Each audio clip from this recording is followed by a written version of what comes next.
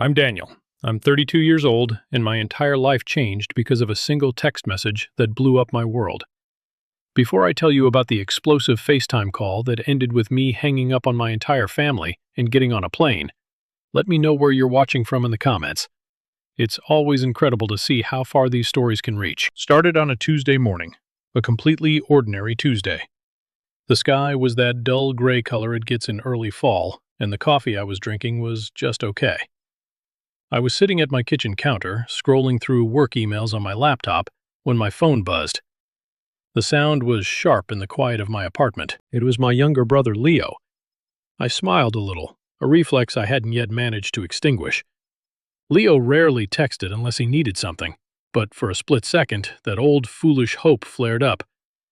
Maybe it was just a, "Hey, how are you?" Maybe he wanted to share some good news for once. It wasn't. The message was sprawled across my screen in all caps, vibrating with a level of entitlement that was breathtaking even for him. "Hey man, big news. I'm quitting my job.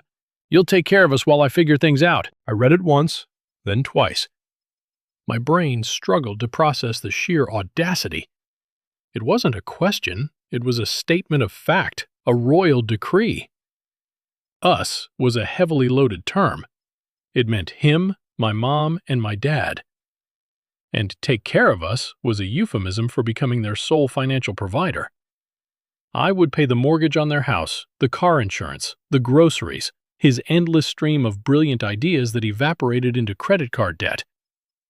Again, something inside me, a tightly wound spring of resentment that I had been compressing for over a decade, finally snapped with a silent, deafening crack. My fingers moved with a life of their own, flying across the keyboard before my lifetime of conditioning could scream at me to stop. I typed back a sentence I had never in my entire 32 years said to my family. "That's not on me, Leo." I stabbed the send button. My heart was a drum solo against my ribs. The digital silence that followed was immense. A vacuum where years of my compliance used to be. For the first time, the endless grasping black hole of my family's needs had demanded, and I had refused. My phone started buzzing again almost instantly, a frantic, angry vibration on the granite countertop. It was my mom, Eleanor. I stared at her picture and pressed ignore. Then my dad, Richard, ignored. Then Leo again, ignored. My hands were shaking. Not with fear, but with a strange, terrifying, exhilarating sense of freedom. My gaze drifted to my laptop screen, to an email I had been staring at for a week.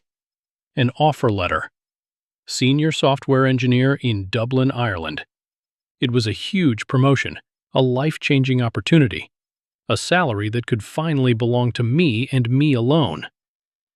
I had been too scared to accept it, too tangled in the web of familial obligation. Who would pay for the next emergency if I were gone? But Leo's text, it wasn't a cry for help. It was a demand for my servitude. I clicked reply. My fingers were steady now.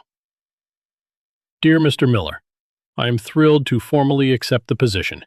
I look forward to starting on Monday." I attached the signed contract and hit send. A wave of nausea and pure adrenaline washed over me. I had just pulled the pin on a grenade and dropped it in the center of my life. 10 minutes later, as the incoming call notifications finally subsided, my phone lit up with a new text. It was from my mom. My blood ran cold as I read the words. "Daniel, we need to talk. If you won't help your brother, don't even think about coming to Thanksgiving."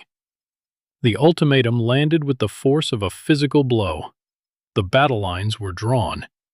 I didn't know it then, but this was only the opening salvo in a war I never wanted, but one that would ultimately set me free. To understand why that Tuesday felt like the end of the world and the beginning of a new one, you need to understand the suffocating weight of the days that came before it.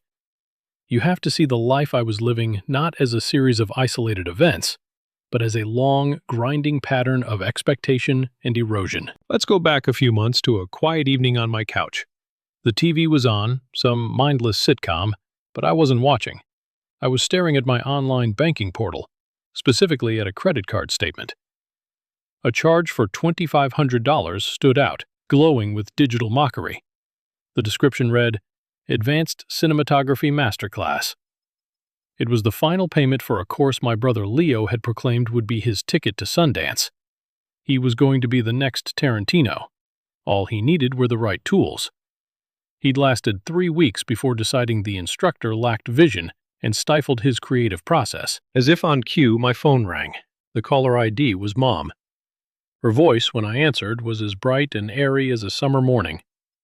Hi, honey. Just calling to check in on my wonderful, responsible son. The title always felt less like a compliment and more like a job description. I'm fine, Mom, I said, my voice flatter than I intended. My eyes were still fixed on the 5-figure number representing Leo's fleeting passion. Oh, that's my Daniel. Always on top of things. It's a gift, you know. Your brother, he's not built for the mundane. That film course, it was so enlightening for him. It helped him realize he needs to forge his own path, not be trapped by rigid structures. I had to physically restrain myself from laughing. His own path was a trail of debt he blazed through my bank account. Yeah, I heard, I managed to say. He's got this revolutionary idea for a web series now. It's truly brilliant. He just needs a little runway to get it off the ground. A little bit of seed funding. I knew exactly who the seed funder would be. My girlfriend Chloe walked into the living room then, carrying 2 mugs of chamomile tea. She glanced at the phone, then at my face, and her smile faded into that look of gentle exasperation she reserved for my family. She sat beside me, a silent, supportive presence, until I finished the call with a vague promise to think about the seed funding. She handed me a mug. Let me guess, she said softly. The Leo Fund is soliciting another round of investment? I just nodded, letting the warm ceramic seep into my cold hands. You know this isn't normal, right? She continued, her voice devoid of judgment, full of genuine concern. You're not their retirement plan, Daniel. You're not his brother's keeper. Especially when his version of keeping involves you never getting to live your own life. You're enabling him. It's just complicated, I mumbled, the same weak excuse I always used. It's easier than starting a massive fight. The arguments, the guilt trips, my mom crying. It's exhausting. A big divorce of loyalties and emotions. Sometimes it's less painful to just pay the bill. Is it? She pressed, her gaze steady. Or is it just a different kind of pain? A slow burn instead of a wildfire? You work 60 hours a week. For what? So he can chase another whim? You haven't taken a real vacation in 3 years. You talk about buying a house someday, but how can you when you're paying a mortgage on their bad decisions? She was right. Every word was a pinpoint of truth. The exhaustion I felt wasn't just physical. It was a soul-deep weariness. The fatigue of being perpetually responsible for people who refuse to be responsible for themselves. I was the reliable, boring, stable foundation, and my purpose, it seemed, was to allow my brilliant, charming, and utterly feckless brother to build his magnificent sandcastles. But I was the one living on sand, and the tide was coming in. The family dinner was our most cherished and most toxic ritual. Every other Sunday, we'd convene at La Trattoria, a middle-of-the-road Italian joint with ambitions beyond its cooking. To an outsider, we probably looked like the perfect family, laughing, sharing stories over pasta and wine.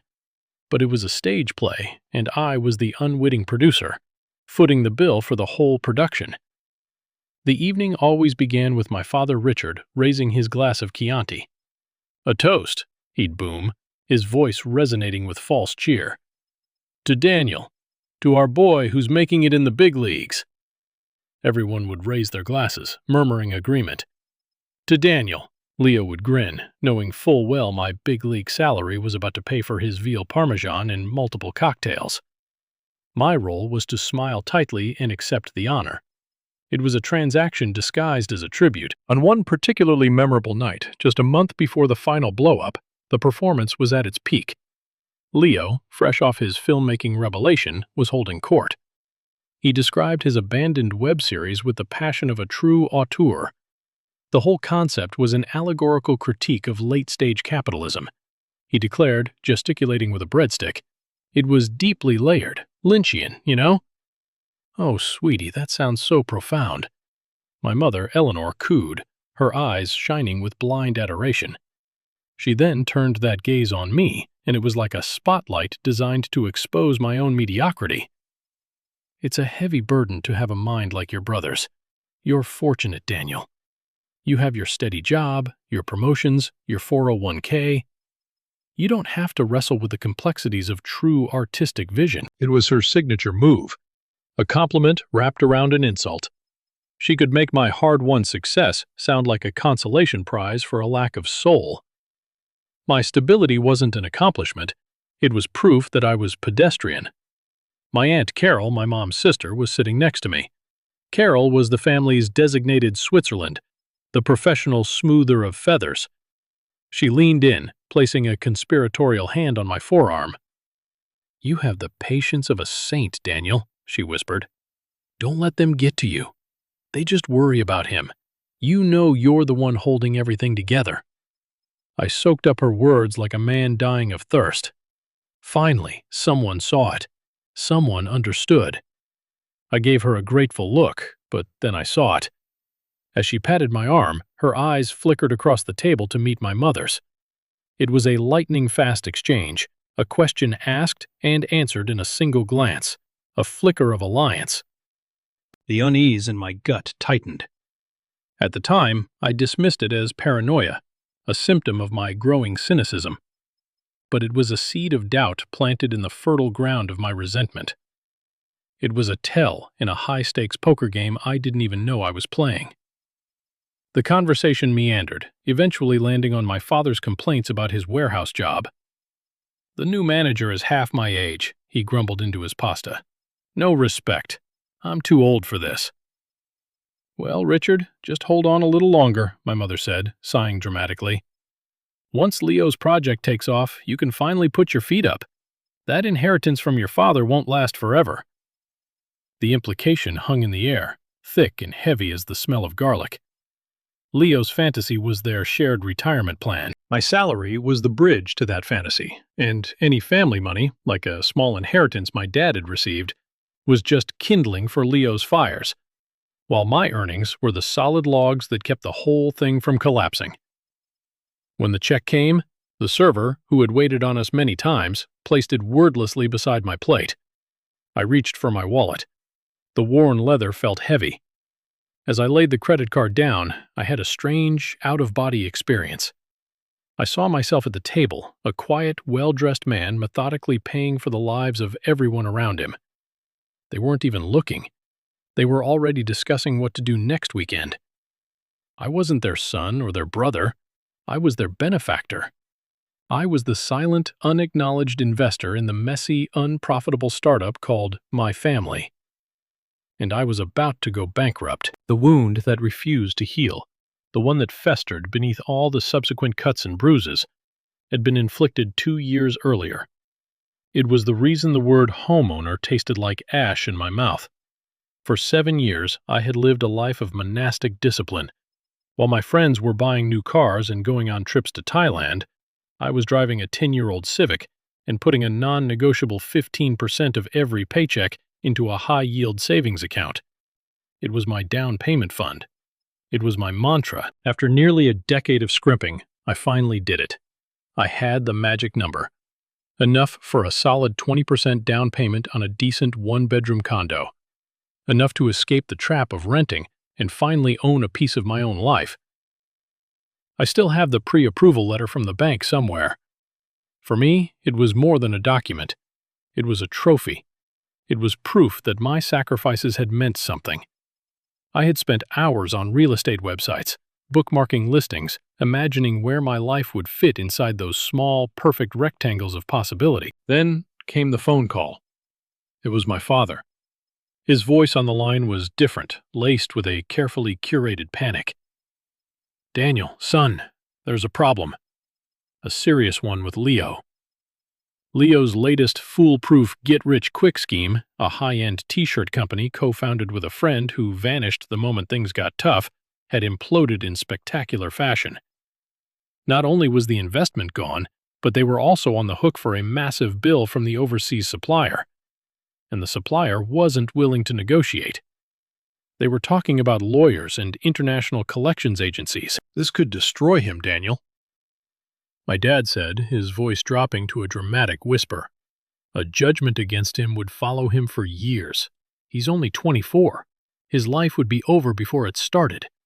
We can't let that happen to your brother. I was standing in my kitchen, staring at that pre-approval letter on my counter. Felt like it was mocking me. How much is it? I asked, a cold knot of dread forming in my stomach. The number he gave me was horrifying in its precision. It was almost exactly the amount in my down payment fund. I can't, I stammered, the words catching in my throat. Dad, that's everything I have. It's for my condo. I've been saving for 7 years.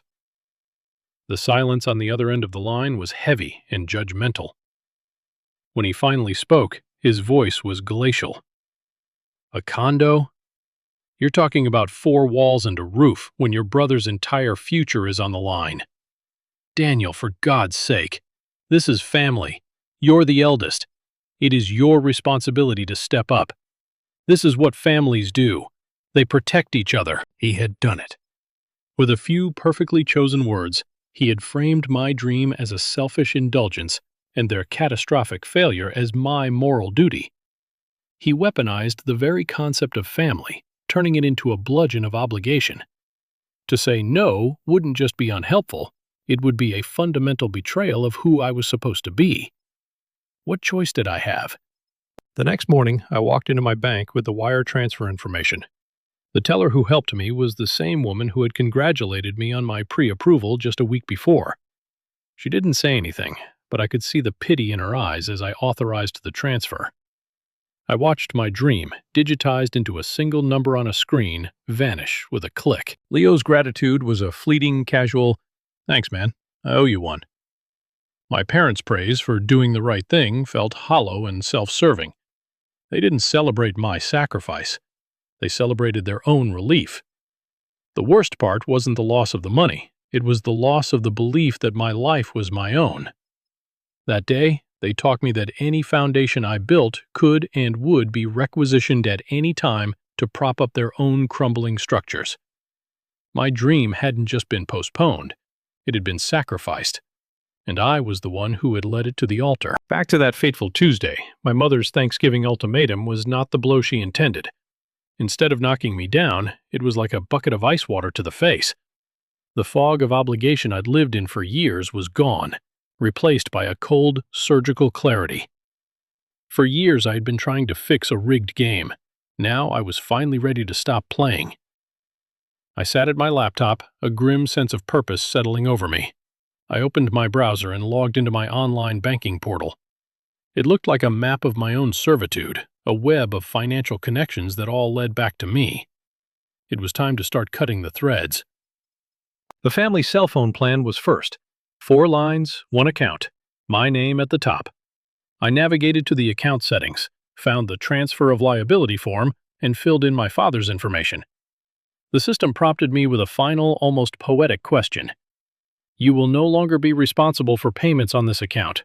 Are you sure you wish to proceed? A humorless laugh escaped me.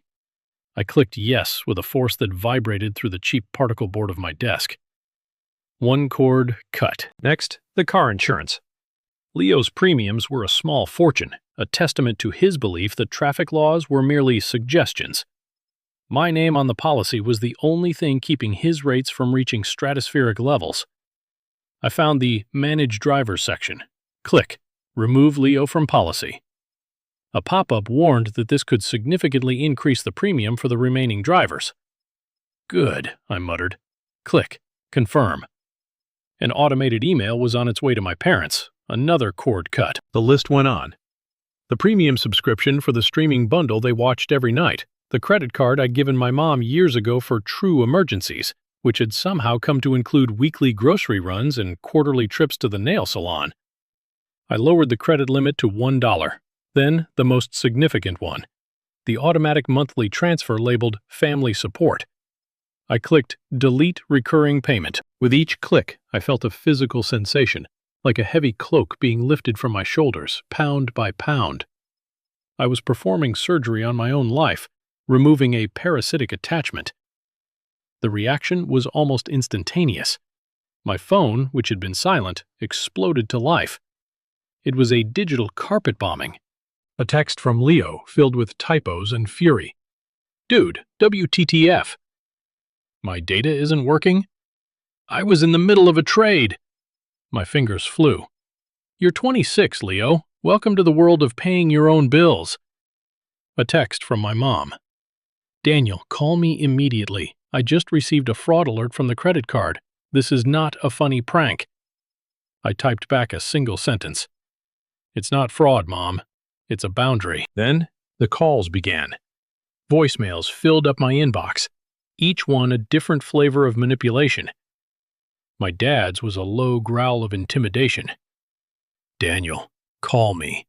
Now. You've made your point. Now stop this nonsense. My mom's was a masterpiece of tear-choked melodrama. Daniel, honey, I don't know what we did to deserve this cruelty. Please pick up. You're scaring me. When their direct assault failed, they deployed their flying monkeys. A text from my cousin Mark, who I hadn't heard from in 6 months. Hey man, your mom is really upset. Heard you're being a real jerk to them. Not cool. After all they did for you. All they did for me? It was their foundational myth. They had raised me, yes, but they had raised me to be a crop they could harvest at will. I finally switched my phone to silent mode and flipped it face down on the counter. The screen continued to light up in the periphery, a silent, frantic strobe light signaling their collective panic. They weren't panicking because they were worried about me. They were panicking because the machine that dispensed consequence-free living had just gone offline, and they had no idea how to operate in a world where actions had price tags. Amidst the barrage of frantic, angry messages, one name popped up that gave me a moment's pause. Aunt Carol, the diplomat. The one person who had, on occasion, acknowledged the unfairness of my situation. A foolish, desperate part of me still wanted to believe she was an ally. Against my better judgment, I answered her call. Daniel? Oh, thank heavens. I was so worried. She began, her voice a perfectly calibrated instrument of warm concern. I just got off the phone with your mother. She's beside herself, just hysterical. I'm sure she is, I said, my voice hard. Honey, listen to me. She continued, her tone dropping into a confidential whisper. I get it. You have every single right to be angry. They pushed you too far, Daniel. They always have. I've told Eleanor 1,000,000 times that she can't treat you like a blank check. The validation felt like a cool drink of water in the desert. My shoulders relaxed a fraction. Maybe I wasn't entirely alone. Well, I'm done being their blank check, Carol. The account is closed. I hear you, and I support you 100%, she said, her words a soothing balm. But you have to understand a shock like this, to their system, it's a lot. Your mother isn't as strong as she used to be. You cutting them off so abruptly, she feels like you're trying to destroy her. Maybe just ease into it? A gentler approach? She was a master. She validated my anger while gently trying to steer me back into compliance. And what's this about a job in Dublin? She asked, her voice light and casual, a masterful pivot. Eleanor was rambling. I couldn't make sense of it. It sounds like a fantastic opportunity. Are you really thinking of moving so far away? And like a fool, I drank the poison. Starved for a single drop of encouragement, I told her everything.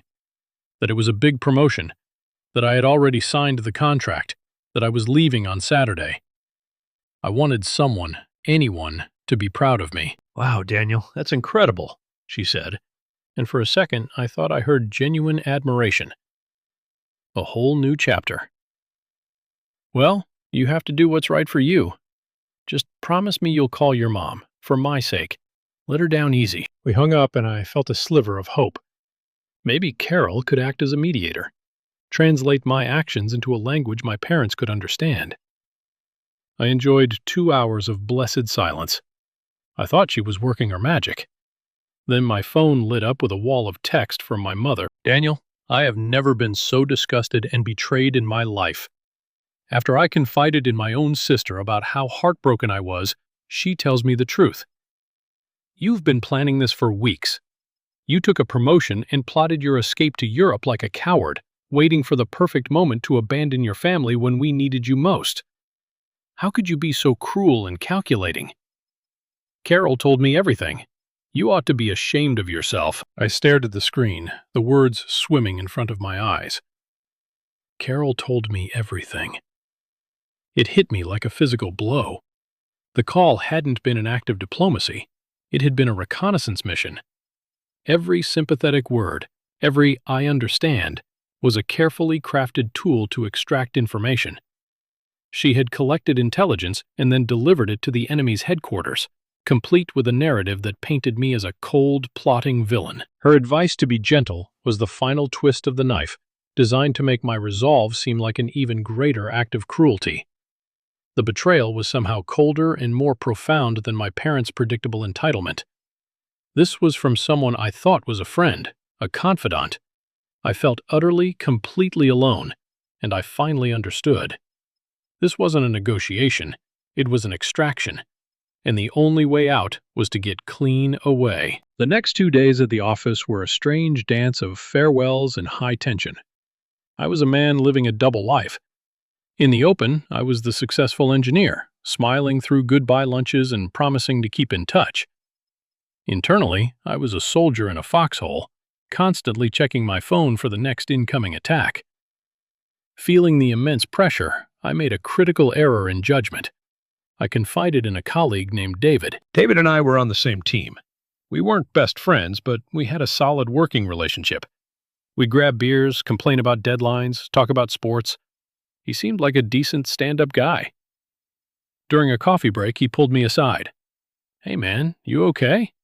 You seem like you're a million miles away." And fool that I was, grateful for the crumb of human concern, I let some of it spill out. I didn't get into the nitty-gritty of the gambling debt, but I told him I was under an immense amount of family pressure, and that the move to Dublin was about more than just a promotion.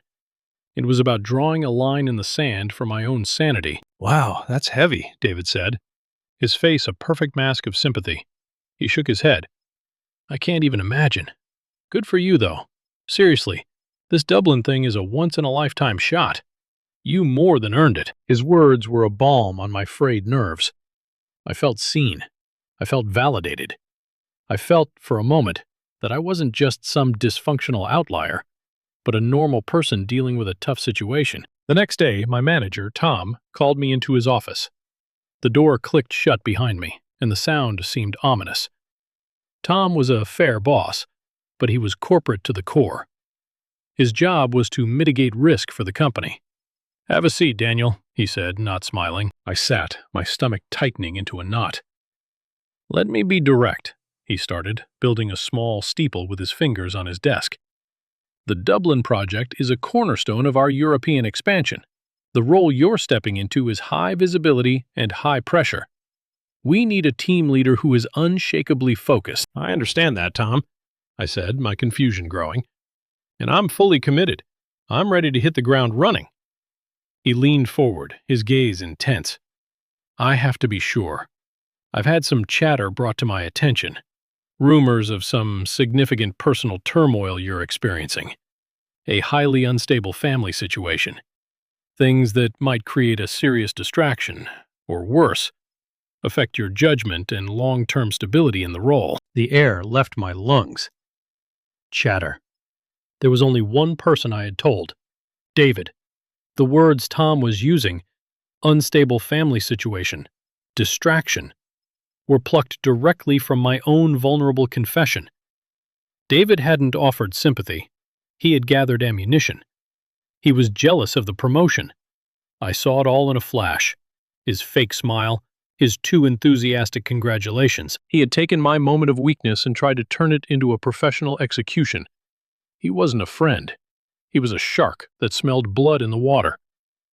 A cold rage, clean and sharp, cut through my panic.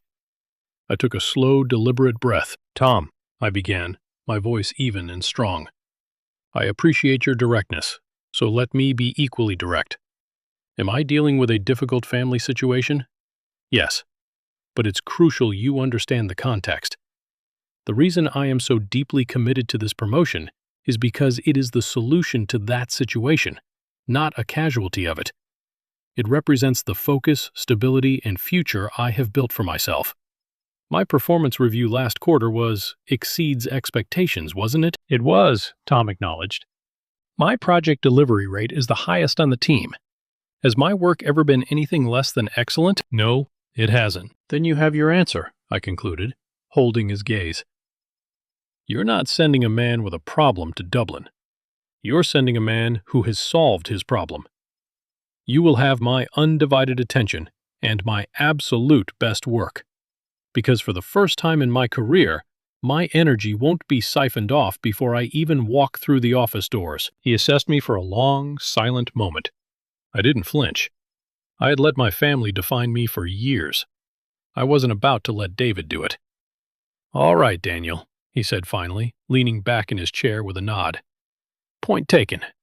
Dublin is a big stage. Just make sure you deliver. Dublin is a big stage. I walked out of that office a different person. The betrayal stung, but beneath it was a bedrock of self-respect I hadn't realized was there. I had faced down an attack, defended my own worth, and won. It was another crucial piece of armor clicking into place, just in time for the final battle. That night, I was surrounded by a sea of cardboard boxes and packing tape. My apartment, my sanctuary, was being systematically dismantled. It was messy and chaotic, but it was the chaos of progress, of escape. Around 9 p.m., the intercom buzzer shattered the silence. The noise was harsh, aggressive, making me jump out of my skin. I wasn't expecting Chloe for another hour. I pressed the talk button. Hello? Only static answered. Then the buzzer blared again, this time held down for a solid 10 seconds. A long, angry shriek that felt like a declaration of war. A chill snaked up my spine. I crept to the front door, my heart pounding, and peered through the peephole. My father. He stood in the sterile light of the hallway, his face a mask of grim determination. He looked older than I'd ever seen him, worn down, but his posture was rigid with purpose. A wave of pity, a ghost of old affection, washed over me. I almost reached for the lock. Then he raised his fist and pounded on the door. Not a knock. It was a heavy, thudding blow that shook the door in its frame. Thud, thud, thud. Daniel, I know you're in there. Open this damn door right now. We are going to talk about this face to face. My blood ran cold. This was their strategy then. When the digital assault failed, they escalated to a physical one.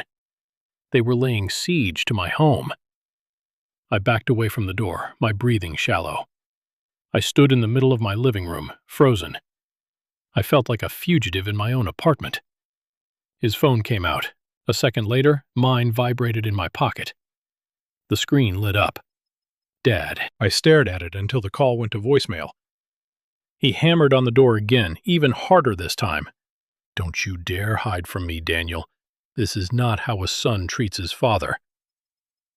Your mother is sick with worry. She hasn't slept in 2 days because of what you're doing.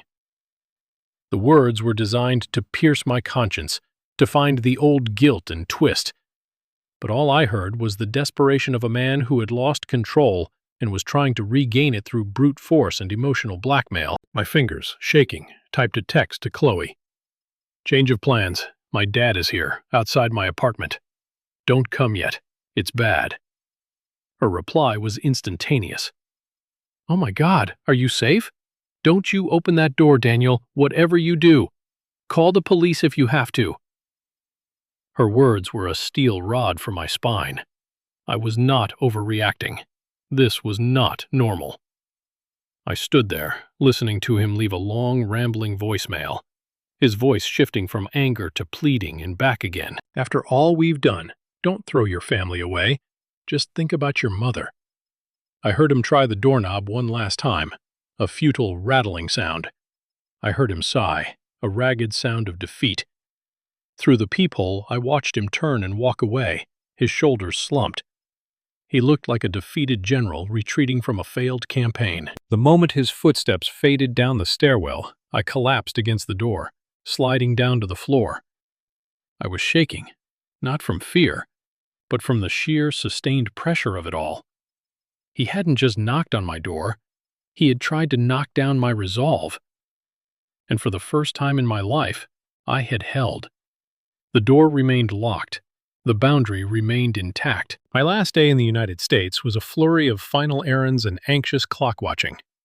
Every buzz of my phone made me jump. I just needed to survive until my 6 a.m. flight. That evening, as I was taping up the last box, my phone lit up with an incoming video call from my mom. My thumb hovered over the decline button, but then I noticed the small icons in the corner indicating a group call. My entire family was on the line. A dark, morbid curiosity took hold.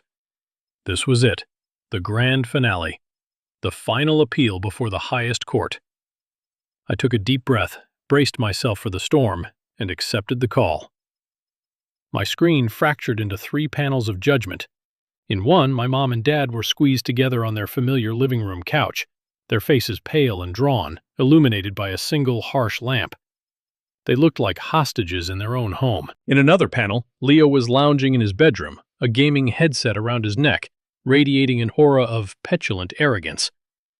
And then there was me, a grainy image from my phone propped against a stack of boxes, the accused in the digital dock. "Daniel," my mother began, her voice a fragile, trembling thing. It was her courtroom voice, designed to elicit maximum sympathy from the jury. "We're doing this because you've left us no other choice. You've been ignoring our calls, our texts. You've been acting with such cruelty. We just want to understand." "I think I've made myself perfectly clear," I replied, my own voice surprisingly steady. The chaos of the past few days had burned away the anxiety, leaving behind a core of cold resolve. Leo let out a derisive snort from his panel. "Clear? You've been a colossal jerk. That's what's been clear. You completely embarrassed me. My own brother treats me like I'm some kind of charity case." I couldn't help the sharp, humorless laugh that escaped my lips. "A charity case? Leo, did you or did you not send me a text demanding, not asking, but demanding that I financially support you and our parents indefinitely after you decided to quit your job?" "It was a temporary measure," he shot back, his face flushing with anger. "It was for my mental health, okay? You have no idea the pressure I was under, but you couldn't see that. You just saw dollar signs." "You're right, I do see dollar signs," I countered, my voice hardening. "Thousands of them. My dollar signs. The ones that paid for your failed t-shirt business, your 3-week film career, your car insurance, your cell phone." "That is enough." My father's voice exploded from the couch. He had been a silent, simmering volcano until now. "You will show your brother some respect. He is in a fragile state, and all you can do is kick him when he's down and boast about your salary. We thought we raised a better man than that. You raised me to be responsible." I corrected him, and I was. I was responsible for my own life and for all of yours, too, but I'm not doing it anymore. Yes, I have a promotion. Yes, I have a new life waiting for me, and it's waiting because I earned it, while you were all enabling him to earn nothing." My mom put a hand to her chest, and her eyes welled up with practiced tears. Selfish. I never thought I'd see my own son be so selfish. After all the sacrifices we made for you, the years we spent raising you, how can you be so ungrateful? It was the guilt bomb, their ultimate weapon polished from years of use. It was designed to make me feel like a monster, but this time it was a dud. "Sacrifices?" I asked, my voice dangerously quiet. "Let's talk about sacrifices, Mom. Tell me about the sacrifice of my condo down payment, the one that disappeared to fix Leo's mess. Was that yours or mine? What about my last 3 vacations, all of which I canceled because of last-minute emergencies at home? Who sacrificed? Who has been paying the premium on your Weir family insurance policy for the last decade, with my own dreams as the deductible?" A shocked silence filled the digital space. I had broken the unspoken rule. I had brought out the receipts. My father's face was a thundercloud. You've been keeping score like some kind of accountant? The help you give your family, you hold it against us. You're damn right I've been keeping score, I said, the words a torrent now. Because when one person is doing all the giving and everyone else is doing all the taking, it's not a family. It's a heist. And I'm finally walking away from the scene of the crime. My raw, unfiltered declarations seemed to shatter their united front. The flimsy facade of a concerned family intervention crumbled to dust, exposing the raw, ugly desperation beneath. "You can't walk away," my mother shrieked, her voice losing its sorrowful quiver and gaining a sharp, panicked edge. "It's not that simple. You have no idea what is really going on." "Then tell me," I challenged, leaning closer to the phone. My apartment was quiet, but my heart was pounding a frantic rhythm. "Tell me the truth, all of it. What's so important that it warrants this level of meltdown? This isn't just about Leo needing a few bucks to get by. This is something else, something you're terrified of." I saw my father flash a panicked look at my mother. She gave the slightest shake of her head, a silent plea to hold the line. But I saw the weakness. I saw the crack in their story. "What is it, Dad?" I pressed, my voice low and relentless. "What are you hiding?" He was the one who broke. My father, the stoic, the quiet enforcer, crumpled. He dropped his head into his hands, his shoulders shaking. The silence was his surrender. It was my mother who finally spoke, her voice suddenly stripped of all emotion, flat and dead as a winter landscape. "Your brother is in trouble, Daniel. A kind of trouble that money you've given before can't fix." "What else is new?" I said acidly. "He didn't quit his job," she said, her eyes fixed on something over my shoulder, as if she couldn't bear to look at me. "He was fired weeks ago. He's been pretending to go to work. And it's not about his mental health. He has debts. Massive ones. I've paid his debts a dozen times." "Not like this." My father's muffled voice came from behind his hands. He looked up, his face gray and defeated. "It's not from a business venture, son. It's gambling." The word landed with a thud in the center of my chest. Gambling. Of course. It was the missing piece of the puzzle. It explained everything. The constant, desperate need for cash, the secrecy, the string of vague failures that never quite added up. "How much?" I asked, the question coming out as a whisper. My mother's gaze flickered to Leo's video panel. He was staring at the floor, the smugness gone, replaced by the sullen look of a trapped animal. "Tell him, Leo. For once in your life, you tell him the truth." Leo remained silent.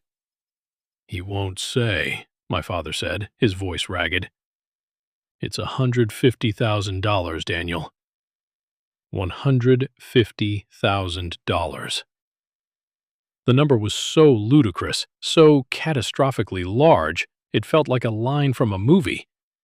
I felt a hysterical urge to laugh. "The people he owes money to," my mother continued, her voice trembling with what sounded for the first time like genuine fear. "They are not patient people. They gave us a deadline. It's this Friday. We tried to get a second mortgage on the house, to get a lawyer, do something. But the bank won't approve it. Our credit is shot. They said the only way was with a co-signer, someone with a high salary and impeccable credit score." And there it was, the real story, the ugly, unvarnished truth. This entire circus, the threats, the guilt, the siege at my door. It was all a desperate, elaborate scheme to get my signature on a loan document. They needed to tether my entire financial future to their catastrophe to save themselves. They weren't just asking me to help them float. They were asking me to be their anchor as they sank to the bottom. "You are asking me," I said, spelling it out slowly as if to make myself believe it, "to co-sign a $150,000 loan for a gambling addict who is unemployed and has shown no capacity for responsibility in his entire life. You are the only hope we have." My mother sobbed. "You have to. We're family." Just then, at that precise moment of supreme emotional blackmail, my phone screen lit up with an incoming call. It was a number I didn't recognize with an Irish country code. On a wild hunch, I knew who it was.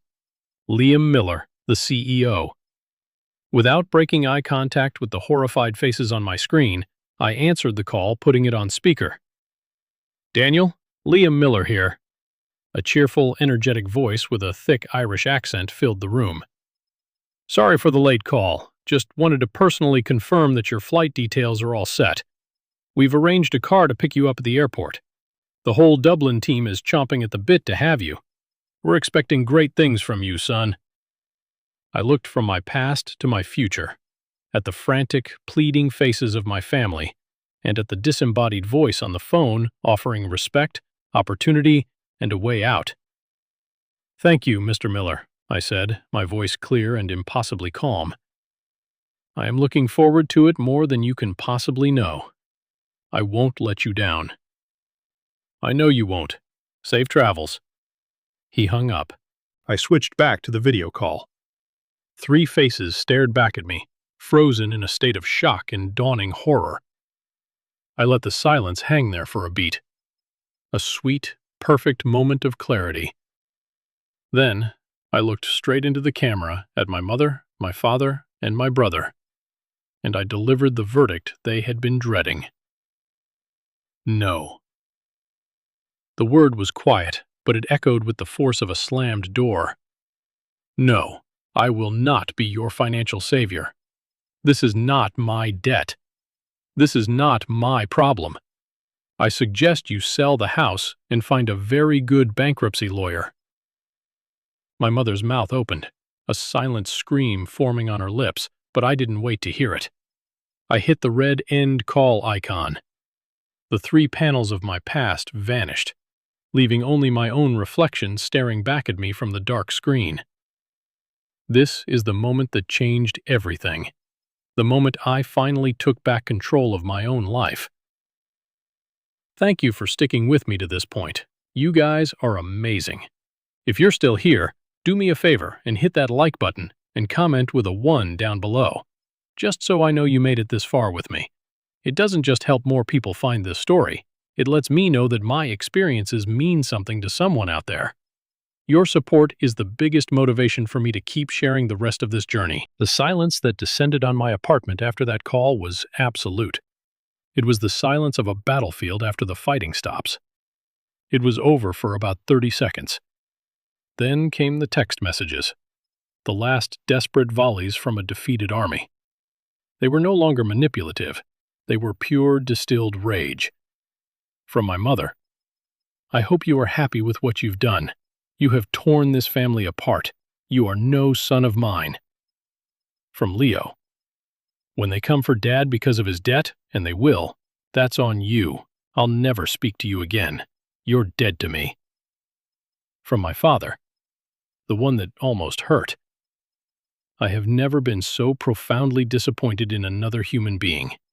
You are a stranger to me." I read each one clinically like a doctor examining a pathology report. The familiar sting of their disapproval, a pain that had shaped my entire life, was gone. It was replaced by a strange, hollow sense of peace. You can't be hurt by a weapon once you've walked out of its range. I wasn't their son or brother anymore. I was a stranger. They had said it themselves. Methodically, I blocked their numbers. My mother, my father, my brother, my aunt, my cousin. It felt like a digital exorcism, casting out the ghosts that had haunted me for years. A few hours later, I was scrolling through my phone one last time before trying to get some sleep, when a notification from Facebook popped up. My cousin Mark had tagged me in a public post. It was from my mother. She had crafted a masterpiece of public victimhood. It was a long, melodramatic essay on the heartbreak of raising an ungrateful son. It spoke of how his success had poisoned his soul, turning him cold and materialistic. It alluded vaguely to a family crisis, and how he had turned his back on them in their darkest hour, choosing a fancy promotion over his own blood. The gambling, the debt, the truth, all of it was conveniently omitted. It was a work of fiction designed to win her the sympathy of her friends and paint me as a monster. The comment section was a sickening tableau of support. "Oh, Eleanor, you poor thing. Sending prayers. Some children just forget where they came from." The old Daniel would have been horrified. He would have jumped into the comments, frantically trying to defend himself, to explain the context, to plead his case. The new Daniel simply untagged himself from the photo, reported the post for harassment for good measure, and then deactivated his account. Their version of the story could live in their little echo chamber. I was moving to a different continent, one where their opinions had no currency. The final piece of fallout came from an unexpected source, a text from Chloe. "Hey, just got a truly bizarre voicemail from your mother. She was crying, said you were destroying the family, and that I needed to talk some sense into you. I told her that our relationship was none of her business, and that if she ever called my number again, I'd consider it harassment. Then I blocked her. I hope that was okay." I smiled, a real, genuine smile. That was more than okay. I typed back, "It was perfect. Thank you." "I've got your back," she replied. "Always." In that moment, I understood the difference. My family's idea of love was a chain, a thing of obligation and debt. This simple act of solidarity from Chloe was what real support felt like. It wasn't about demanding loyalty. It was about offering it freely and without condition. And it was all I needed to face the next chapter. 6 months later, I was standing on a small balcony overlooking a cobblestone street in Dublin, a cup of strong coffee warming my hands. The Irish sky was a familiar shade of gray, but it felt different from the oppressive gray I had left behind. This was a soft gray, a quiet gray. It was the color of peace. The man who had numbly boarded that flight 6 months ago was not the same man standing here now. That version of me was a tightly coiled knot of anxiety and guilt, running on the fumes of a life-altering decision. He had been bracing for impact, waiting for the regret to set in. But the regret never came. The first few weeks were undeniably tough. The silence in my new apartment was loud. It was a silence filled with the ghosts of unanswered questions.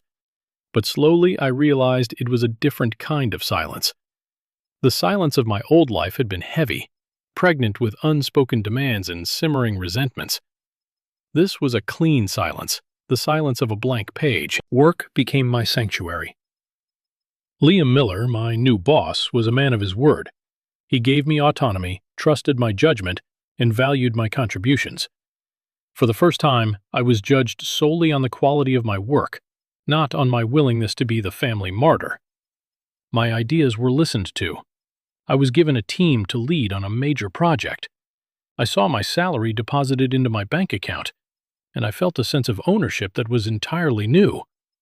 This money was mine. My future was mine. I started to build a life, tentatively at first, then with growing confidence. I found a pub around the corner where the bartender, a gruff old man named Seamus, knew my name and my order. I made friends. Liam, a fellow engineer on my team, became a close friend. He was funny and irreverent, with a deep love for his city.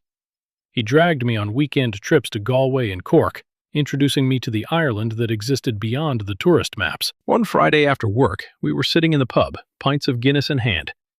"You know, Daniel," Liam said after I'd told him a heavily sanitized version of why I'd left the States, "it sounds to me like you declared your independence. Good on you. Life's too short to be living it for someone else." It was that simple. There was no judgment, no psychoanalysis, just a straightforward acceptance of my decision. These new friendships were built on mutual respect, not on a hidden economy of obligation. It was revolutionary. Chloe's visit that spring was the final critical piece of my reconstruction. I remember standing at the airport arrivals gate, my heart pounding with an entirely different kind of anticipation. When she walked through the doors and I saw her face light up, I felt a sense of completion, of rightness, that I had never known. We spent 2 weeks being unapologetic tourists. We walked the cliffs of Moher, the wind so strong it felt like it could strip you clean of all your past sins. We listened to hauntingly beautiful music in a tiny, crowded pub in Doolin. One evening, we were sitting by the fire in our rented cottage, a comfortable silence between us. "You're different," she said suddenly, looking at me.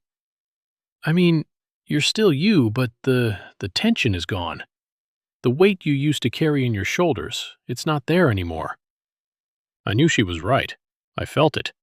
I wasn't just surviving, I was thriving. I had been so terrified of what I would lose by leaving, a family, a home, a history. I never stopped to consider what I might gain. Myself. Just as I began to believe the past was truly past, an email arrived that pulled me back for a moment. The subject line was startling. A long overdue from Sophie, Leo's ex. My finger hovered over the delete button. Sophie was a ghost from a life I no longer lived. She was a sweet girl who had been caught in Leo's orbit, and, I assumed, had been spun a well-rehearsed tale of my villainy. But curiosity, a dangerous human trait, won out. I opened it. The email was long and painfully honest. "Dear Daniel," it began, "I am writing this email with no expectation of a reply. I just feel I owe you a massive, sincere apology. For the entire time Leo and I were together, I was fed a steady diet of stories about you. You were the cold, judgmental brother, obsessed with money and your career. He told me you looked down on his creative soul, that your parents were just trying to mediate, caught between their two very different sons.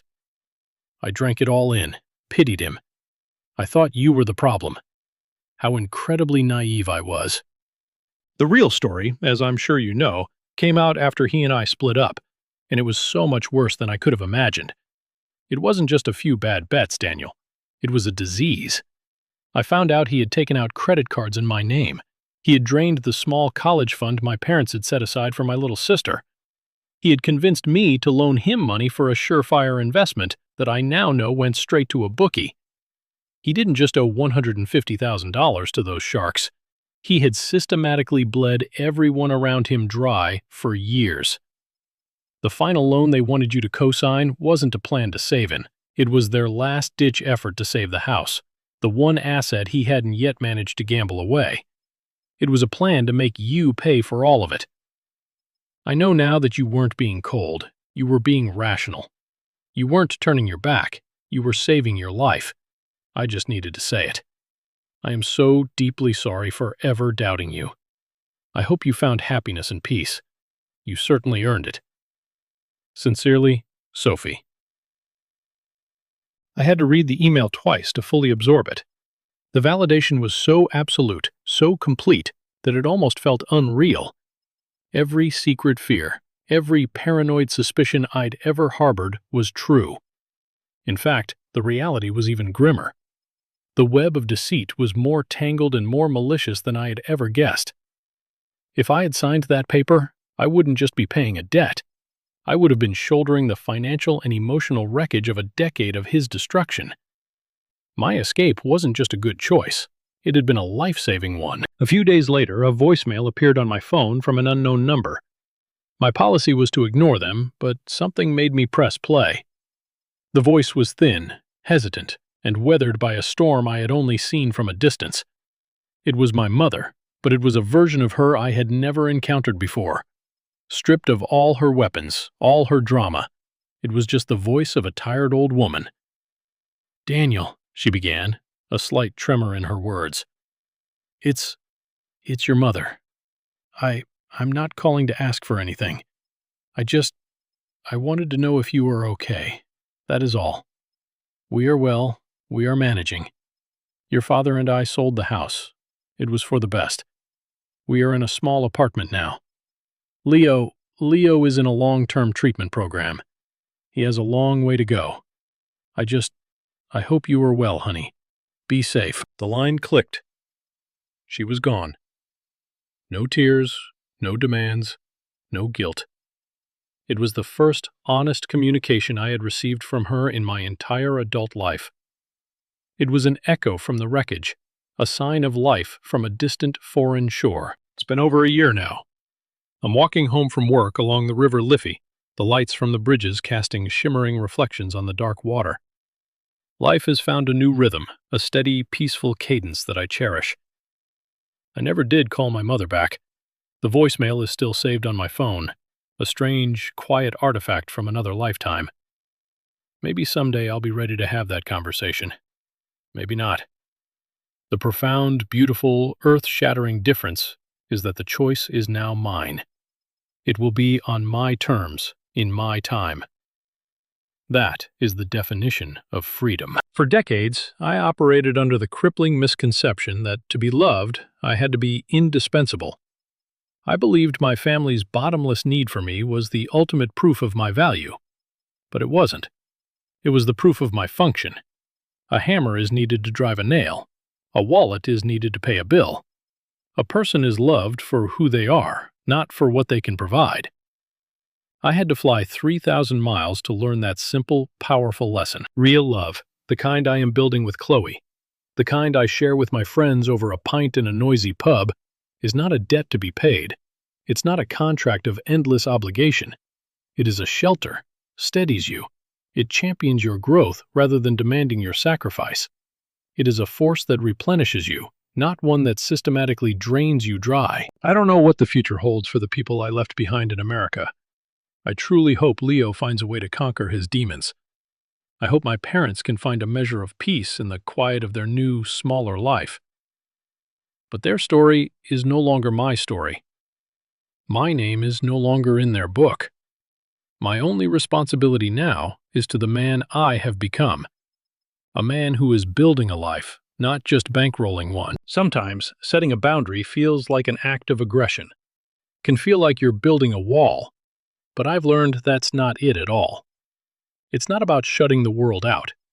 It's about building a home for yourself, a place with a solid foundation and a locked door, where you get to decide who has a key. And from the safety of that home, you can finally find your peace. Thank you for listening to my story. I hope it resonated with you in some way. Have you ever been in a situation where you had to make a hard choice to protect your own peace? I'd be honored to hear about your experience in the comments below. And please, don't forget to like this video and subscribe to the channel so you don't miss what comes next. Take care of yourselves.